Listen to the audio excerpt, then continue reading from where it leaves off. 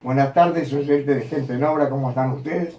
Hoy tengo el gusto de presentar ante ustedes a Alejandra del Comité Palestino Libre y el compañero Andrés, que nos acompaña también en el día de hoy. Bueno, Alejandra. Bueno, buenas tardes a toda la audiencia. Buenas tardes. Seamos amables. Bueno, explica un poquito a los oyentes el tema Palestina, Israel y Medio Oriente, lo que te parezca. La idea que teníamos era de hablar y ver en qué puntos está, en un momento donde hay una matanza terrible que está llevando adelante el gobierno israelí contra el pueblo palestino, Israel contra el pueblo palestino. Sí. Hay una masacre que se sigue, día sí y otro también. Y la idea era empezar a desmenuzar, entender juntos por dónde viene la madeja, y esto tiene muchos niveles para poderlo entender. ¿Por dónde viene entonces, Andrés? Hay un primer gran nivel que hay que entender, y es que el capitalismo en este momento está buscando guerra. Lo de Trump, lo de sus posiciones que va teniendo acá ya son expresiones de una guerra que está ahí, que está promoviéndose, en la que estamos inmersos de alguna manera y que buscan de alguna manera profundizar para destruir medios de producción obsoletos, lo clásico de las guerras. Sí. Y doblegar a los pueblos. Eso es lo característico de las guerras interimperialistas que está planteado en este tiempo. Hay revoluciones tecnológicas, en fin, un montón de condiciones que hacen que el capitalismo esté en este momento sediento de guerras interimperialistas.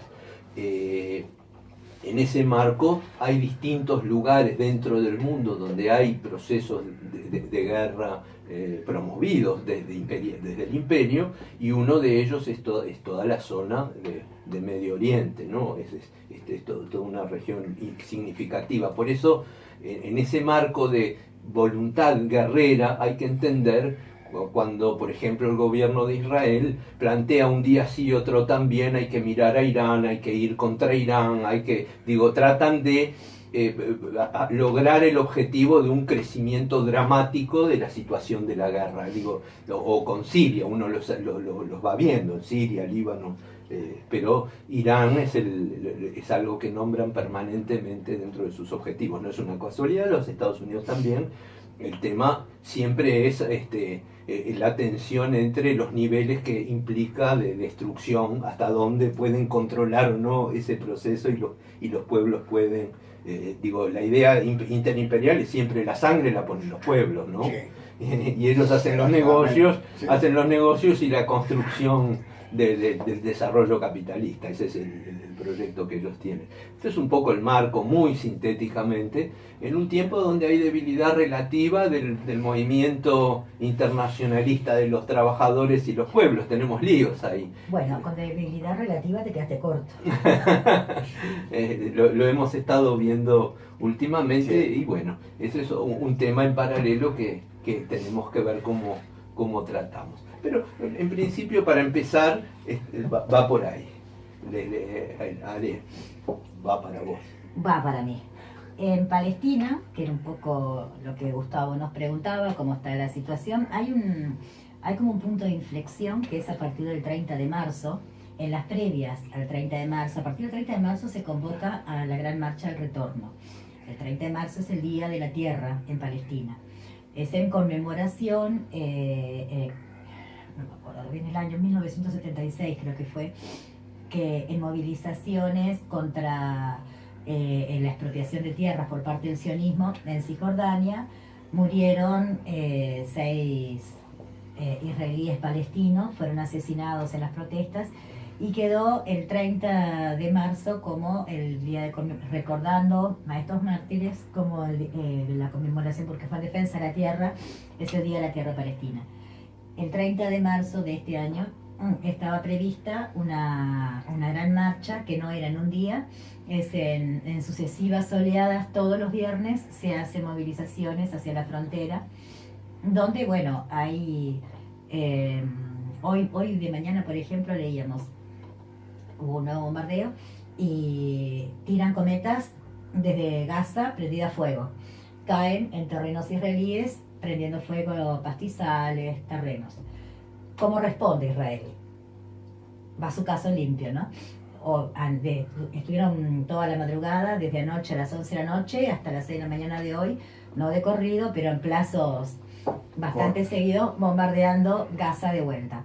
Y en respuesta a unas cometas que fueron tiradas y prendieron fuego porque Lieberman, el ministro de Defensa israelí, dijo que no van a seguir permitiendo la quema de pastizales o de terrenos a partir de cometas prendidas fuego.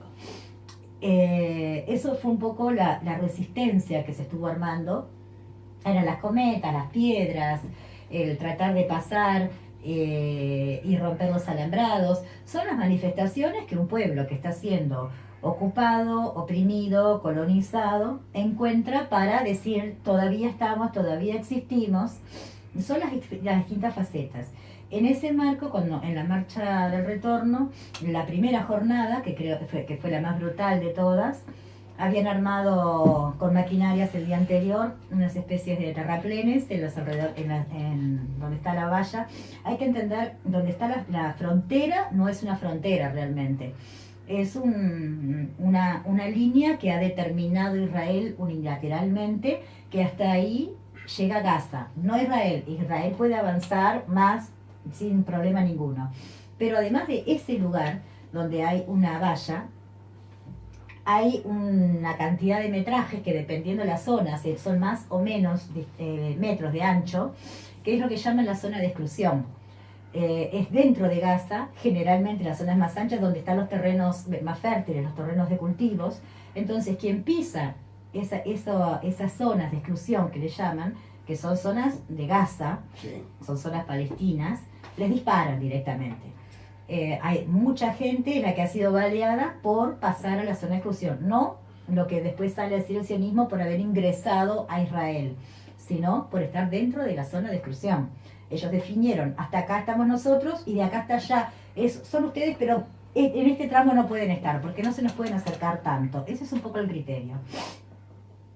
En la primera jornada de la marcha al retorno, la marcha al retorno fue planteada como el derecho al retorno está sustentado en la resolución 194 de la ONU, que garantiza el derecho de los refugiados desde 1948 volver a sus hogares.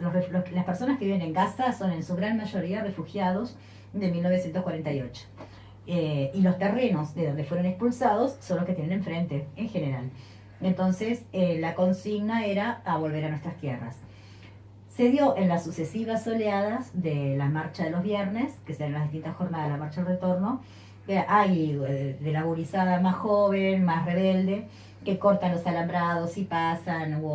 Había una filmación, un niño relatando la emoción cuando vio un grupo, unos 20 muchachos que cortaron los alambrados y pasaron a territorio israelí y ondeaban la bandera palestina en territorio israelí. El chiquilín contaba, era un chiquilín de unos 14, 15 años, y lloraba de emoción, ¿no? Porque es el volver a pisar la tierra en la que fueron expulsados, que es un sentido que no se ha perdido con las distintas generaciones. Queda poca gente viva, quedan todavía, pero queda poca gente de los que fueron expulsados en el 48. Pero está en los niños que están naciendo hoy, es un tema presente permanentemente, la vuelta a sus hogares y a sus tierras. La vuelta de los que están en el exilio, la diáspora palestina. Sí. La reacción de Israel fue totalmente desproporcionada.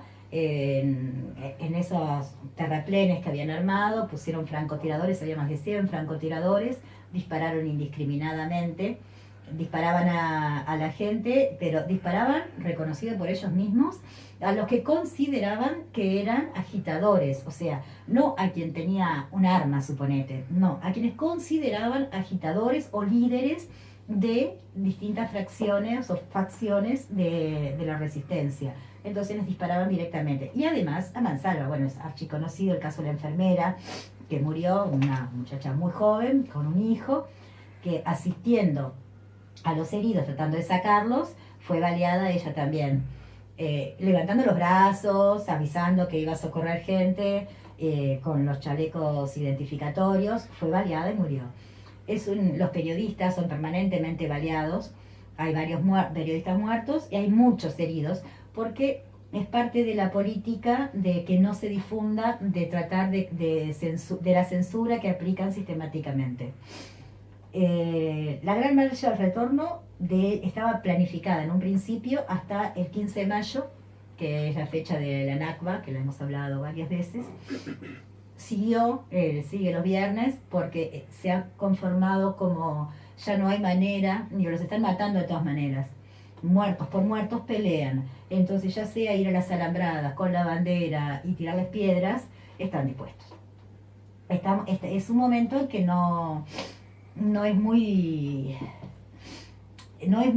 sencillo desarmar esa movilización, y menos después del 15 de mayo, 14 de mayo, que fue la inauguración de la embajada de Estados Unidos en Israel, cuando Trump... Jerusalén.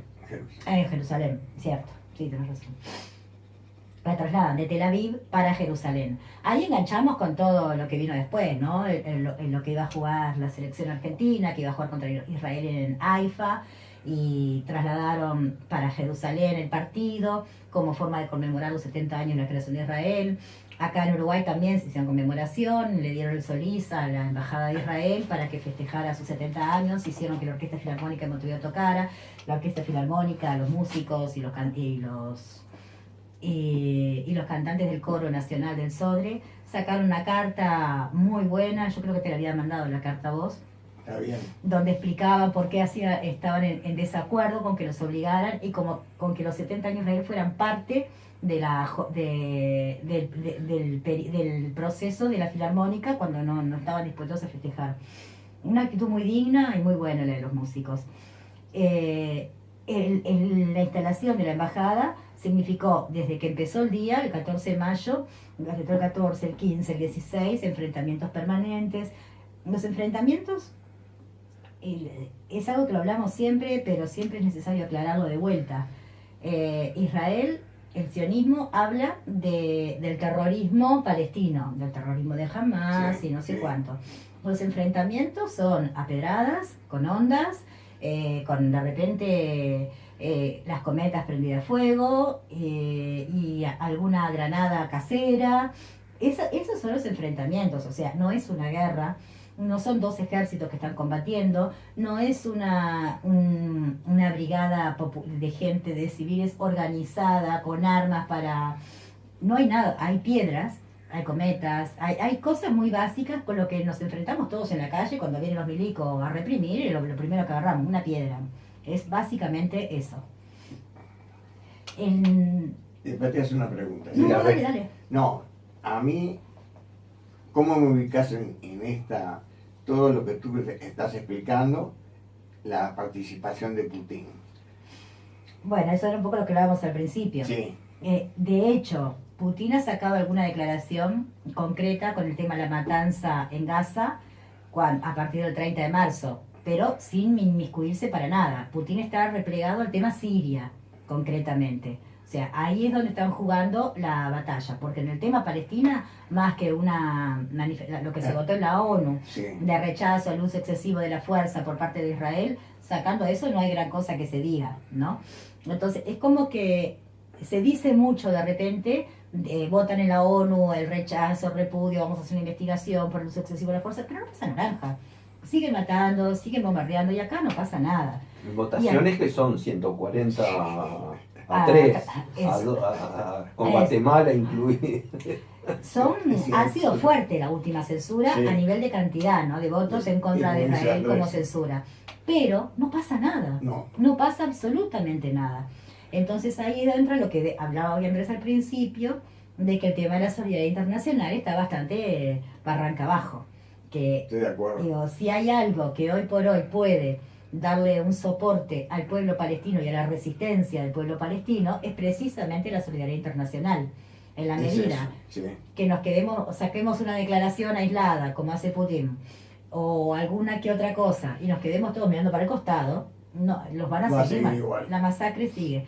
La impresión, y acá sí no viene con elementos muy concretos porque es más bien intuición.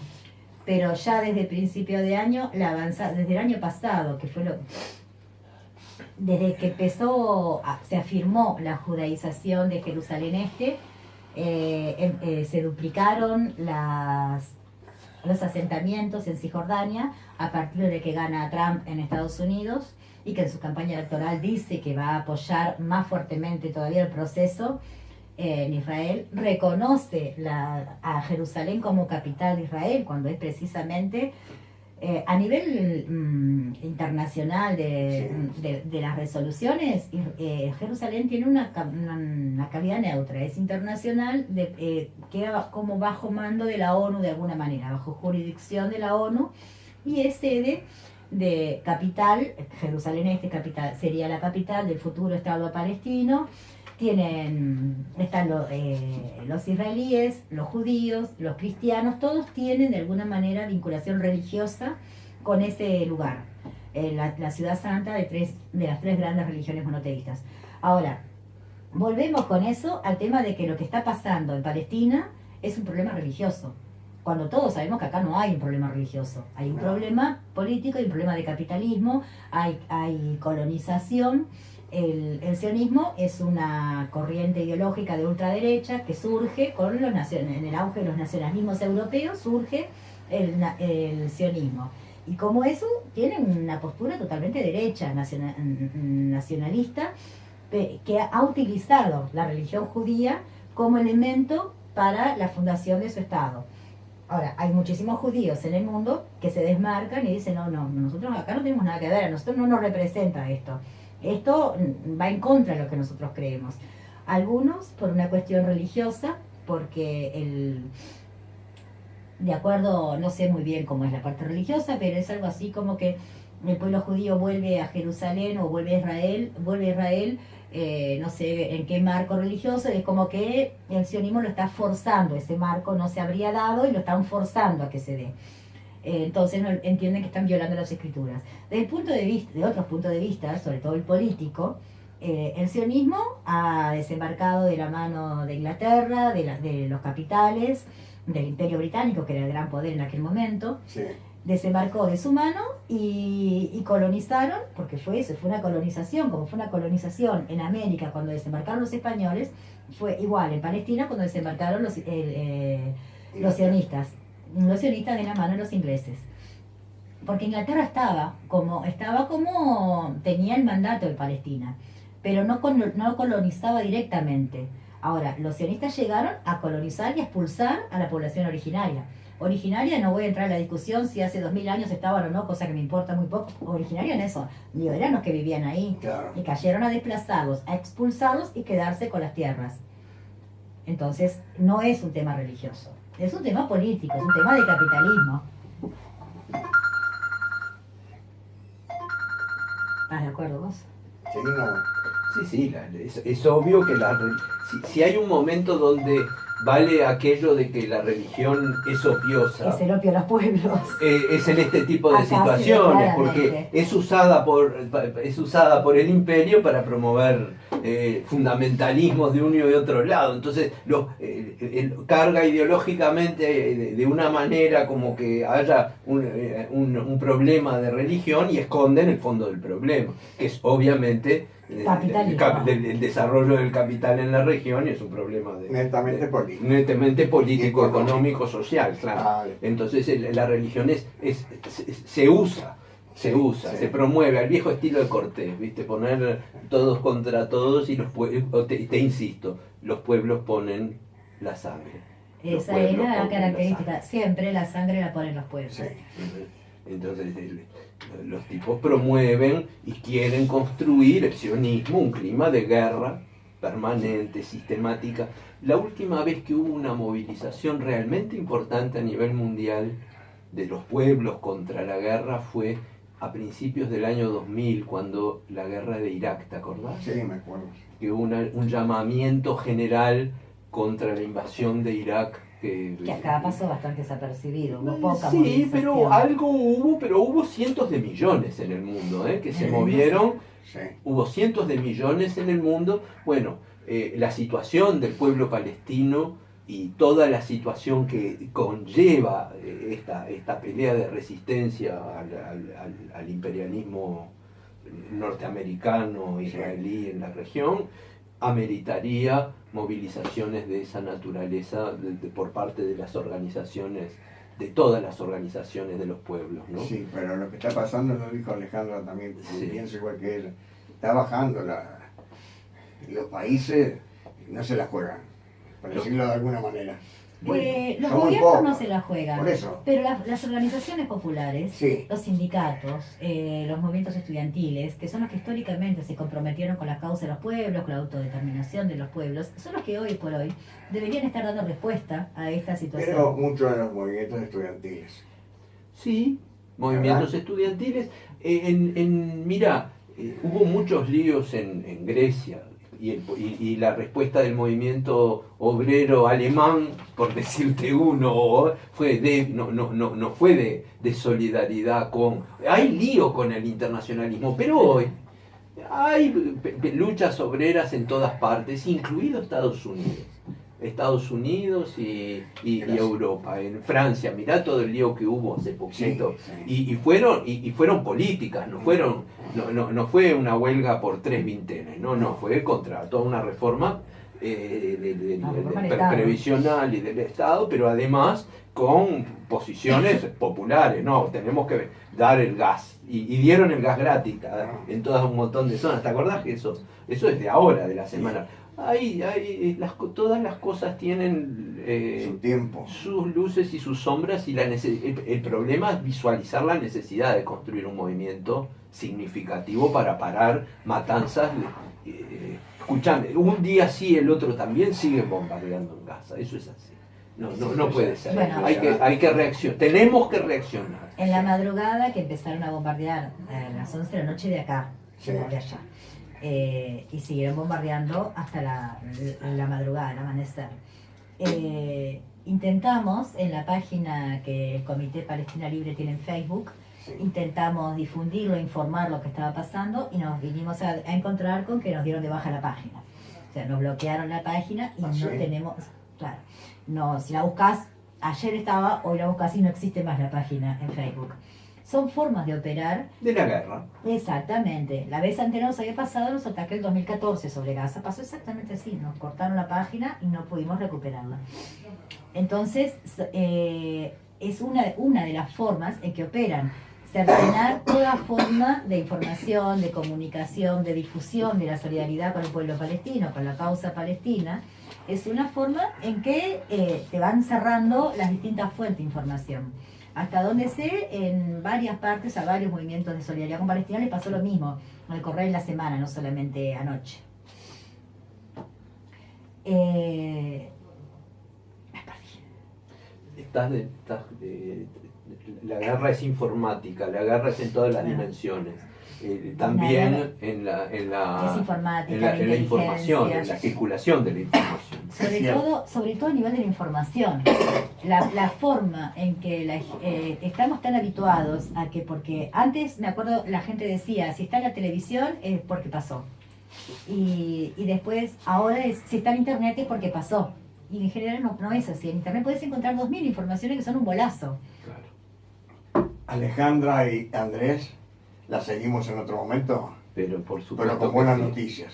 Que implique que nos vamos logrando construir de nuevo. ¿Verdad? Gracias por la visita de ustedes. Gracias Y a las ti, órdenes, como siempre. A Gustavo. vos y a la Arriba. audiencia por aguantarnos. Gracias.